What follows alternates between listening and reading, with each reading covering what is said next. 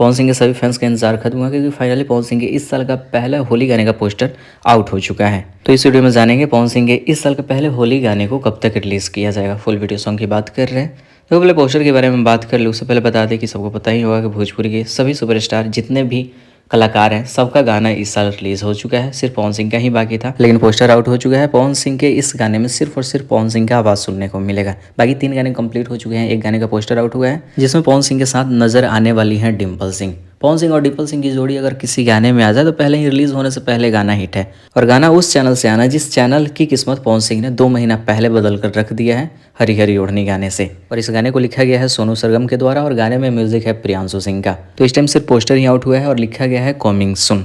कल रात में ही डिम्पल सिंह के साथ गाना कंप्लीट किया गया है तो थोड़ा सा तो लगेगा वक्त, लेकिन उतना भी वक्त नहीं लगेगा कि सब्र का बांध टूट जाए।